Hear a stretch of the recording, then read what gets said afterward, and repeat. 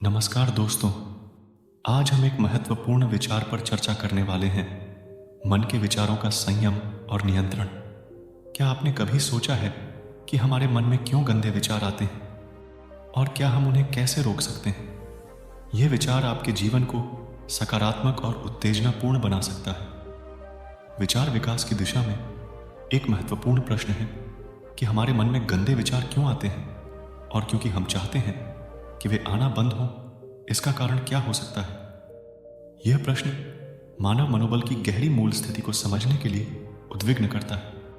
मन, जैसा कि हम सभी जानते हैं, हमारे जीवन का सबसे बड़ा साथी और सहायक हो सकता है, लेकिन यही मन हमारा सबसे बड़ा विरोधी भी हो सकता है। हम जब अपने मन की परवाह किए बिना काम करते हैं तो मन अकेले ही हमें भटका देता है।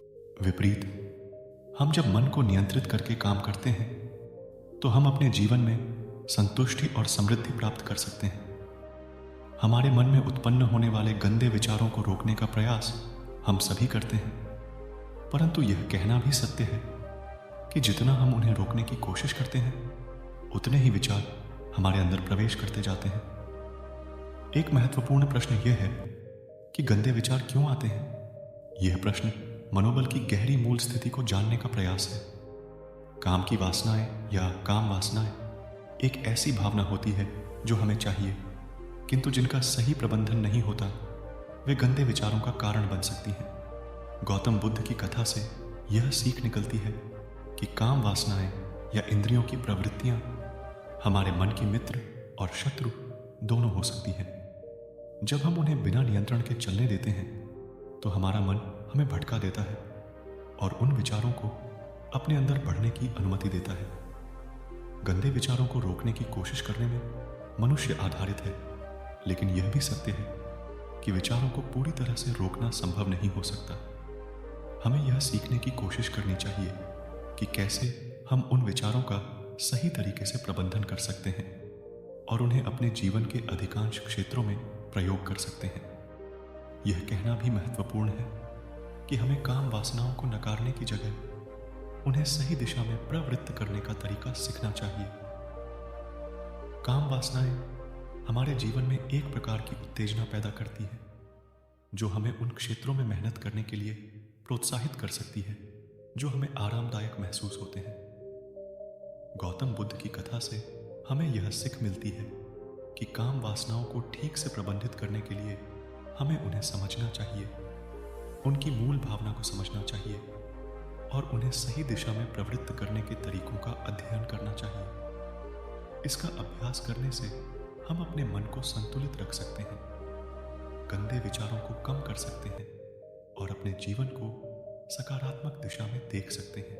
ध्यान देने योग्य है कि हमें अपने मन को संयमित रखने के तरीकों को सीखने का प्रयास करना चाहिए, जिससे कि हम अपने मन को अपने साथी बना सकें और उसकी सहायता से हम अपने जीवन की दिशा में सकारात्मक परिवर्तन ला सकें। उसके पीछे दौड़ते दौड़ते गुरुदेव और उसके शिष्य आश्रम के बगीचे में पहुंचे, जहां एक पुनः दृश्य उनका स्वागत कर रहा था।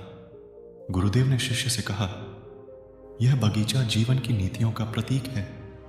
यहाँ के पौधों को जैसे ही पानी मिलता है वे विकसित होते हैं। उनकी रौंदने वाली शक्तियों का प्रतीक भी यही है। शिष्य ने ध्यान से सुना और उसका मनन किया।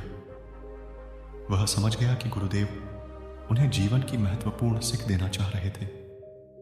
उसने गुरुदेव से पूछा, गुरुदेव, क्या आप मुझे यह सिखाने का प्रयास कर रहे हैं कि हमें अपने वचनों पर दृढ़ रहकर उन्हें पूरा करने की कला सीखनी चाहिए? गुरुदेव ने शिष्य की समझ में आने वाली बात की प्रशंसा की और उन्होंने कहा, बिल्कुल सही। जीवन में हमें अपने वादों के प्रति पक्षपात नहीं करना चाहिए।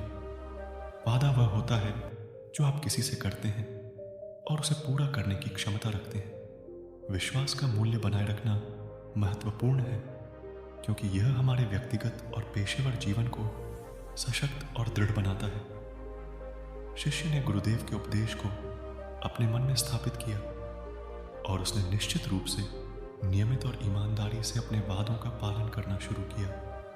उसका मन अब शांत और नियमित हो गया था। वह गुरुदेव के दिए गए मार्ग पर चलकर जीवन की महत्वपूर्ण उपयोगी शिक्षाओं को अपनाने का प्रयास कर रहा था। इस प्रकार शिष्य ने अपने अंतर्निहित दुर्बलताओं को पहचान कर उन्हें मिटाने का प्रयास किया और गुरुदेव के दिए गए उपदेशों का अनुसरण करके उसने अपने जीवन को सुधारा। इसके परिणाम स्वरूप उसका अध्ययन और कार्य क्षमता में वृद्धि हुई और उसका आत्मविश्वास मजबूत हुआ। उसका जीवन अब एक प्रेरणा स्रोत बन गया था जो दूसरों को सही मार्ग पर चलने की प्रेरणा देता था। गुरु ने शिष्य को साहित्यपूर्ण भाषा में कहा, देखो ये कैसा पानी है, इसे तो रोका ही नहीं गया।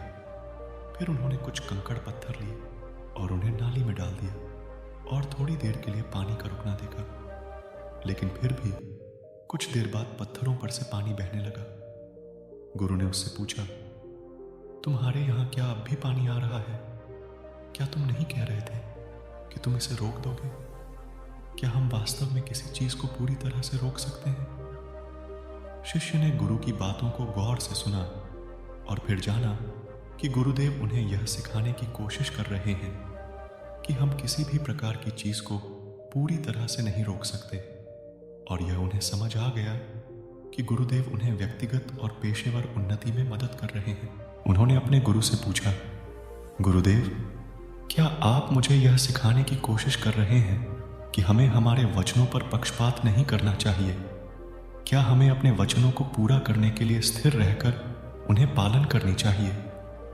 गुरुदेव ने शिष्य की बुद्धिमत्ता की प्रशंसा की और उन्होंने कहा, बिल्कुल सही। जीवन में हमें अपने वचनों के प्रति ईमानदार रहना चाहिए। वचन वह होते हैं जिन्हें हम किसी से देते हैं और उन्हें पूरा करने की क्षमता रखते हैं। विश्वास की महत्वपूर्णता बरकरार रखना हमें अपने व्यक्तिगत और पेशेवर जीवन को सशक्त बनाता है। शिष्य ने गुरुदेव के उपदेश को अपने मन में स्थापित किया और वह नियमितता और ईमानदारी से अपने वचनों का पालन करने का प्रयास करने लगा। वह अब अपने जीवन को संयमित और नियमित बनाने की दिशा में कदम बढ़ा रहा था, जिससे उसकी आत्मविश्वास और सफलता में वृद्धि होती गई। इस दुनिया में सफलता पाने के लिए हमें अपने मन के साथ मिलकर काम करना होता है और उसके संयम को बनाए रखना होता है। हमने सीखा कि विचारों को पूरी तरह से रोकना संभव नहीं होता, लेकिन हम उन्हें सही दिशा में प्रवृत्त कर सकते हैं और उनका सही उपयोग कर सकते हैं। इससे हम अपने जीवन को सकारात्मक और समृद्धिपूर्ण बना सकते हैं। तो आपके मन को संयमित रखने का सफर कैसा भी हो, यह सच है कि आप इसमें सफल हो सकते हैं। ध्यान देने योग्य है कि हमें अपने मन को अपने साथी बना सकते हैं और उसकी सहायता से हम अपने जीवन की दिशा में सकारात्मक परिवर्तन ला सकते हैं।